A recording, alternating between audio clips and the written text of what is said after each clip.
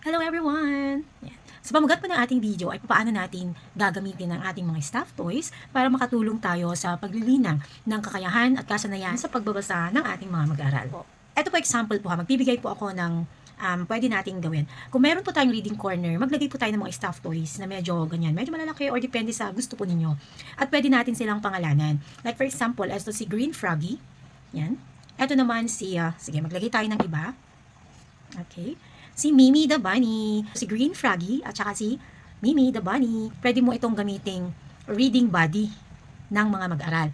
Halimbawa, sabihin mo sa mga bata, okay, kung pupunta kayo ng ating reading corner, maaari kayong kumuha ng inyong reading buddy. Sila yung kukwentuhan ninyo. Kukwentuhan nyo sila ha. Kukunin nyo sila at kwentuhan ninyo. Kumuha kayo ng inyong mga aklat sa reading corner, sa ating reading area. Tapos, magkwento ka sa kanila. Basahin mo yung story sa harapan nila. Ganyan. Ganun na. Pwedeng pan-display din po. Okay? Kung may mga books ka about frog, ilagay mo ito sa tabi niya or about animals. Yan, maglagay ka.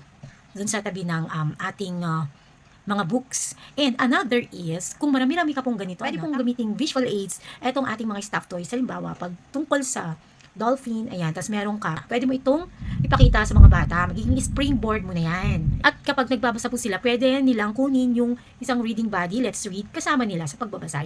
Yayakapin po nila yan. So, pwede pong ganun. Kung madami-dami ka naman pong mga stuffed toys, marami ka, no?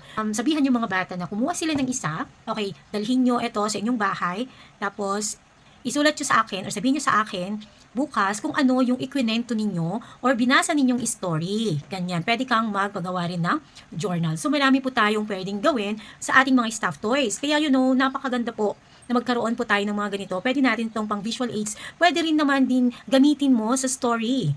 Ayan, kasama mo siya. Oh, halimbawa si Bunny. Hello, Bunny! Oh, pwede rin siyang, gawin mo siyang nagsasalita. Hello, teacher. Ano yung ating kwento ngayon? Ayan. Okay, mga bata, kasama ko ngayon si Pink Bunny. Ayan. Tapos pwede kang magtanong din ng prior knowledge nila o yung mga experiences nila about Bunny. Okay, mga ganyan.